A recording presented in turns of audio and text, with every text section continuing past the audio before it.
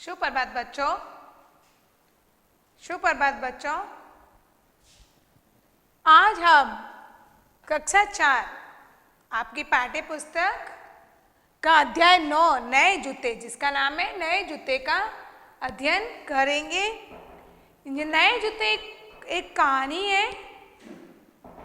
इस कहानी से हमें प्रेरणा मिलती है कि ईश्वर के द्वारा दी गई वस्तुओं का हमें समझना चाहिए और महापुरुषों के गुणों को अपनाना चाहिए और हर स्थिति में शांत रहना चाहिए तथा संतोष की भावना का विकास करना चाहिए। तो इस कहानी से हमें प्रेरणा मिलती है कि हमें हर स्थिति में शांत रहना चाहिए और संतोष की भावना को अपनाना चाहिए तथा ईश्वर के द्वारा दी गई वस्तुओं का सम्मान करना चाहिए तथा महान पुरुषों के गुणों को अपनाना चाहिए। इसी के साथ ही हम इस कहानी को पढ़ते हैं। ईरान के एक सुंदर नगर सिराज में एक लड़का रहता था, उसका नाम था शादी। ईरान के एक सुंदर नगर सिराज में एक लड़का है। ईरान है, उसका एक नगर है जिसका नाम है सिराज। सिराज में एक लड़का रहता था, उसका नाम है सादी। क्या नाम है? सादी। वह ठीक से बोलना भी नहीं सीख पाया था कि उसके पिता की देहांत हो गया था। शादी के पालन पोषण का सारा बोझ उसकी माँ के कंधों पर आ गया था। तो क्या होता है, ईरान है जिसका एक छोटा सा सुंदर नगर है, उसका नाम है सिराज। उस सिराज में एक लड़का रहता है, उसका नाम है शादी। वो बच्चा इतना छोटा है कि अभी वो बोलना भी नहीं सीख पाया है कि उसके पिताजी का देहांत हो जाता है और सारे उसके पालन पोषण की जिम्मेदारी उसकी माताजी पे आ जाती है। आगे अब सुनो, ईद के बारे में बताया गया है कि ईद का त्यौहार आता है तो बच्चे को कुछ नई चीज़ चाहिए होती है, लेकिन माँ उसको नहीं दिला पाती है। तो वो बच्चा किस प्रकार चीज़ ना मिलने पर भी संतोष की भावना रखता है। आगे पढ़ते हैं अपन। आज ईद का चांद दिखाई देने वाला था। शादी अपनी आंखें आसमान में गड़ाए हुए था। वह चांद देखने की कोशिश कर रहा था। अचानक उसे चांद नजर आ गया। तो आज क्या था, ईद का चांद दिखने वाला था। ईद होती है ना, उससे एक दिन पहले शाम को चांद दिखाई देता है। जब चांद दिखाई देता है तो ईद होती है और नहीं दिखाई देती है तो ईद नहीं होती है। तो बच्चा था जो छोटा था, तो ईद का चांद देखने के लिए शाम को बैठा था और चांद देखने के लिए अपनी नज़र गड़ाए यानी आसमान की तरफ देख रहा था कि अब आए चांद, अब आए चांद।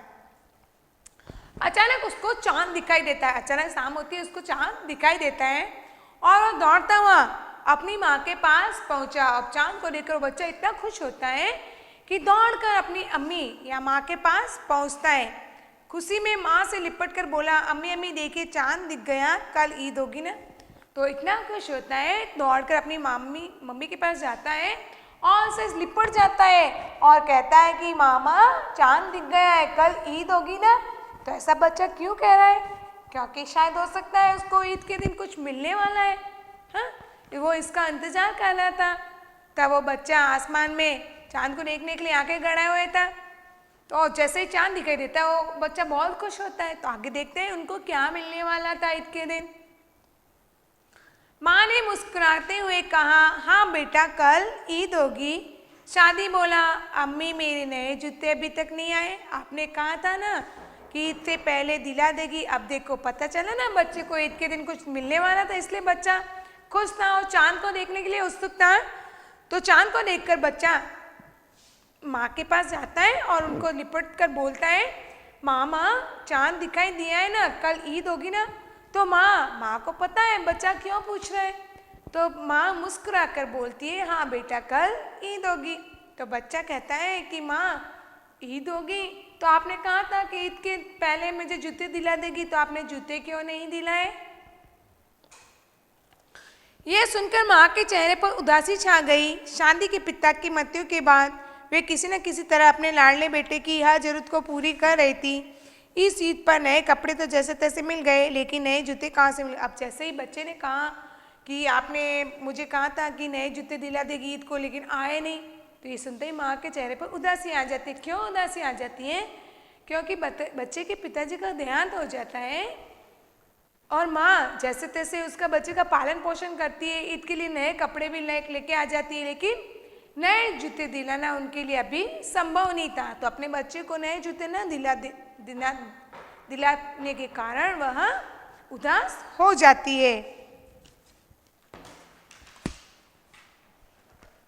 माँ की आंखें आंसुओं से भर आई। उसको रोता देखकर शादी बोला, अम्मी आप रोने लगी, गोली मारो जूतों को, मुझे नहीं चाहिए जूते।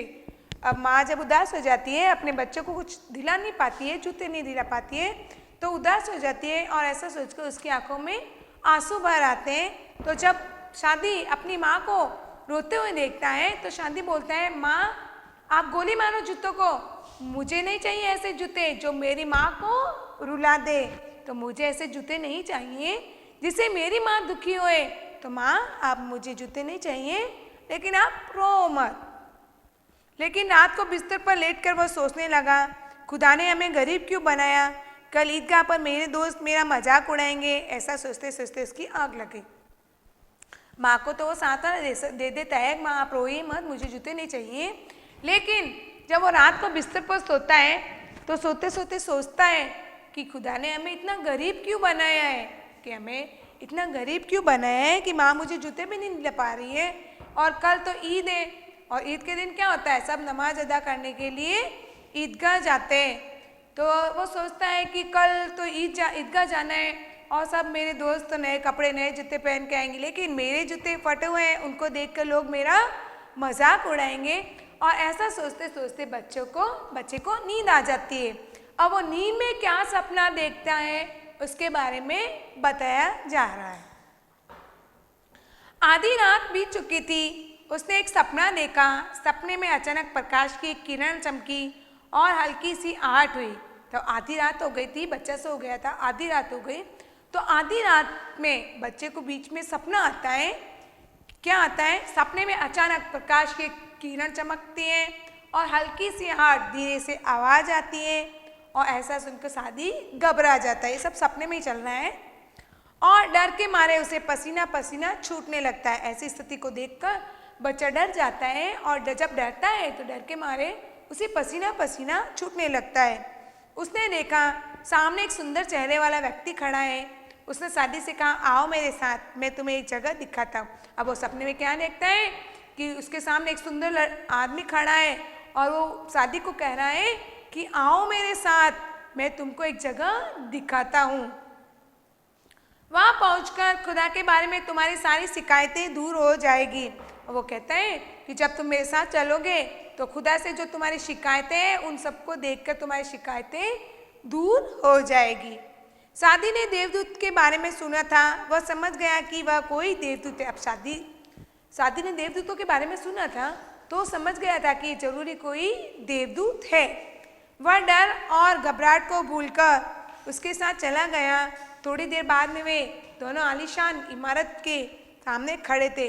तो क्या होता है, वो डर और घबराहट को भूल गया था और उस देवदूत के साथ चला गया।